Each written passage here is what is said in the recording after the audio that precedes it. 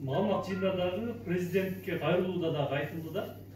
Анан негизи ал Көмүргенди Мухаммед Умар охрана агентствосы коргону чынбы? Ал качандан бери коруйт? Ал кимге таандык өзү негизи? Жакшы, мен азыр Мухаммед Умар коомдук охрана агентствосы боюнча, частный охрана агентствосы боюнча мен айтып кетейин. Бул охрана агентство 2005-жылы негизделген, түздөлгөн. 2005-жылы биз 2005-жылдан бери мен мамлекет кызматка келгенге чейин өзүм жетектегенмин. Өзүм карап, өзүм ушундай кафе, ресторандарды, жеке охрана телохранительдер болуп балдар ушинтип иштеткенбиз. Биздин Мухаммед Умар спорт клубунда ушундай жеке телохранитель баштаганда агайларыбыз бар.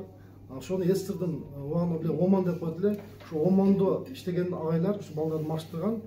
Ошол убакта биз 2005-жылдан бери биз машыгып ошол келебиз. Мен мамлекет жумушка иштегенден бери 2005-жылдан бери бир канча директивде иштеп келдим.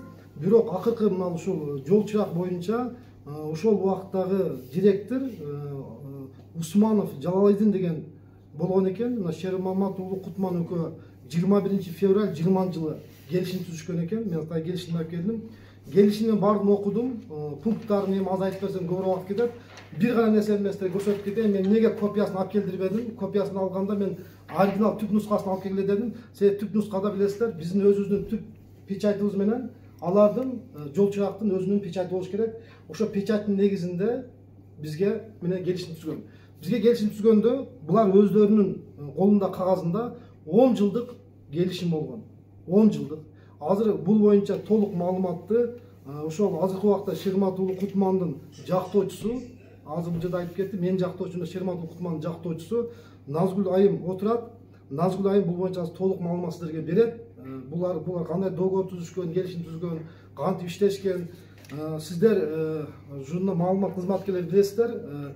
Эгерде биз күзөт кызмат агенттиги бизге бир объект же бир субъект берилген болсо, биз аны толук кандуу коргошубуз керек.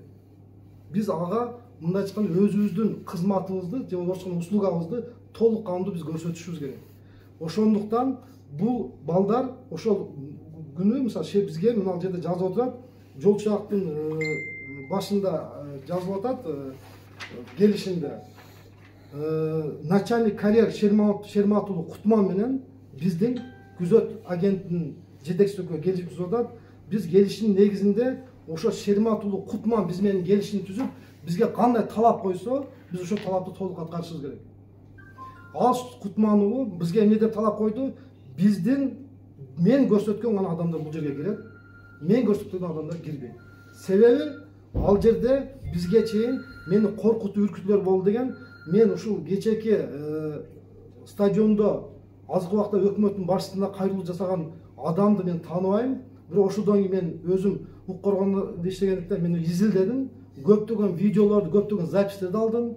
Кутманга болгон коркутууларды алдым. Кутманга болгон сөздөрдү алдым. Мен алдымен азыр көрсөтөйүн десем, өтө бир мындай ыплас тил менен айтылган сөздөр экен. Ошо мына эркек балдар эгерде силер кааласаңар, WhatsApp берсеңер мен силерге баардыгын берем. Ошол Кутмандын ошо мен алар келишим түзгөндөн билген эмесмин. Мен буга качан мен Кутманды чакырдым. Ушул качан бир ушундай бир ызычуу боло баштаганда мага бир саясатчылар чыкты, чиновниктер чыкты, укук коргоо орган кызматкерлери чыкты. Эмне деп чыгышты? Кутманды деди, оюндан чыгарасың деди.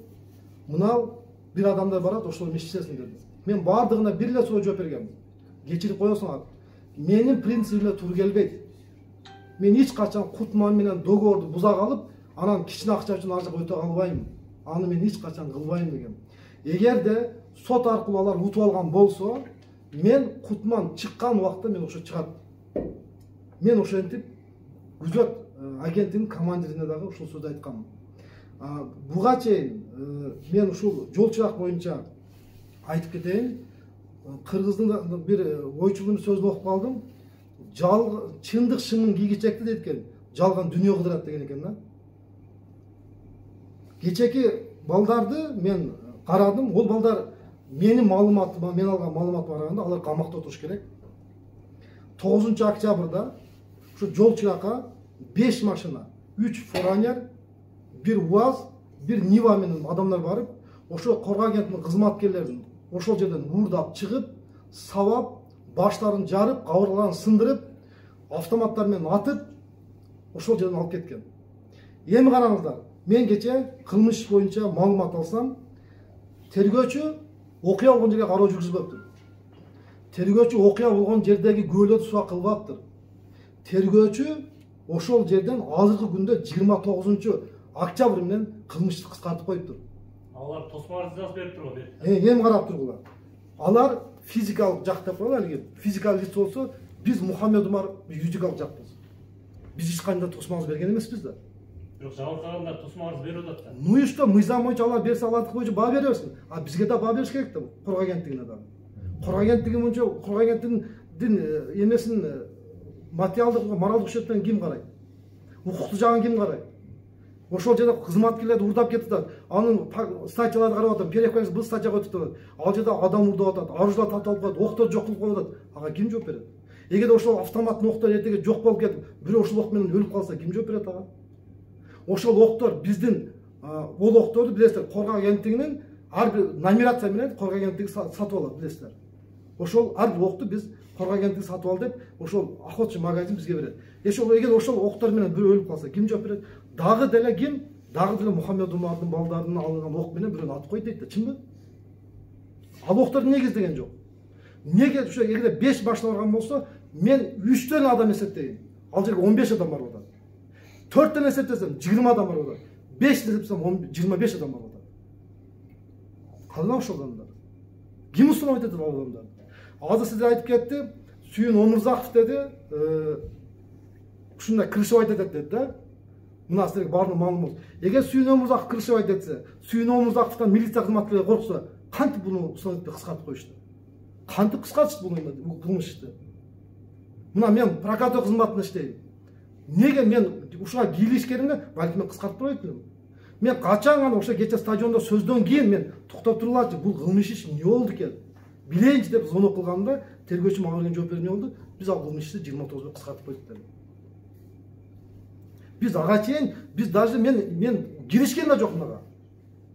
Себеби неге? Мухаммед Умар өзү юристи бар, ошо өзүңөр чечкиле деген. Мага келип ушундай встреча берипти дегенде, 100 000 сом акча алыптыр дегенде, алардын денесине алган жарат ушул 2 адам. Кандай тосмо берсе, ошол тосмо берсин. Аларга биз жооп бербейбиз. Эгерде алар ошого макул болуштубу? Пожалуйста. А бирок биз Мухаммед Умар коомдук бирикмеси, биз ага макул эмеспиз. Биз эч кимге тосмо берген эмеспиз. Кимден рұқсат алып, ал нерсени кыскартты. Эгерде мен прокатор кызматында бирөөнү милиция кызматына коркутканымда, эгерде менин бир тууган агам, милициянын генерал майору Омурзаков Сүйүн милиция кызматкерлерин коркутканда, алар эндиги чекти 25 адамды таап, кылмыш боюнча ал адамдарды камап, эндиги чекти эмне болуп, мыйзамдуу чечим кабыл алып коймок. Мен дагы бир жолу айттым, бул боюнча мага саясатчылар да чыккан. Ак үйдөн да чыгышкан мага, чиновниктер да чыккан, укук коргоо орган адамдар да чыккан мага. Шерматулуу Кутманды мындай чеке оюндан чыгарып туруп, мына жакта башка адамдар менен договорчу деген мен ошол макул болгон эмесмин. 5 октябрда мага бир телефондон звонок келген. Улукбек, бизге кемди берип койбойсуң дегенде, мен ал кемдин ишим жок деген. Эмне себептен сен көрөсүң? Мен ошол жерде телефондон мен коркутсам, эми карап көрөсүң дейт. Эмне кылды?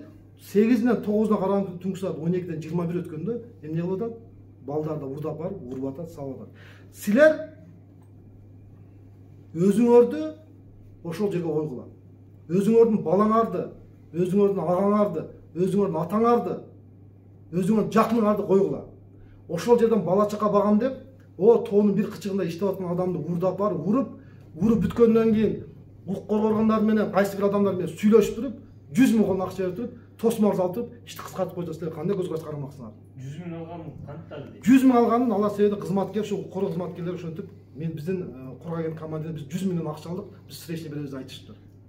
Мен сурай берейин, бирок эми өзүм да спорттога сөз болуп атат. Биз договор бергенбиз. Siz kimsiz? Мен ошол убактагы жол чырак көмүр кен казуунун аткаруучу директори болгон. Кутман уулу Шематка мен даберес бергенмин. Даберес 19 берилген 18 январда суроо бүткөн, мынакей. Булар 21 февралда 1 ay 4 günden keyin bunu men kontrakt tuzuldu. Ana. Bunun sürok bitti 1 ay mında. Anam bu zaten var 5 ay olup görünüyor da. Bizi telefonla korkuttu. Suyun ömür zaktın özüne dağı çıkan hareket kılgamız. Karındaşına varıp ayttım. Bu ulukka komp yol çıktı. Bulardın maksatı o kalpeler 120 minge kontrakt tuzuldu mu? Bulardın maksatı o sözlerde eğilip içkimde girgizbey, mıyzamız kontrol tuzu alıp 90. yılda bir yaş balanın başına aylandırıp o yaktan suyun ömrü zağı kırışı olup bu yakına bu pırkor kırışı olup biz yazgan arızlarda var Karasu'daki terörde karındaşı kıskartıp düşünüp biz de eşlik arızdanlarına bunlar bergen yok. Bana bizde. Bütün bunlar boşaklığımız var. Yer bizdeki. O yerin koordinatları var. Bu kartaları bizdeki. Lisensiyamız var. Bu bizdeki. Bu lisensiya hukuk organı istese bu kendin iştesi 2000 yılının 20 yanvarda kazuga hukuk pütkön lisensiya soru pütkön. Ondan keyin biz 29 yanvarda canlı lisensiya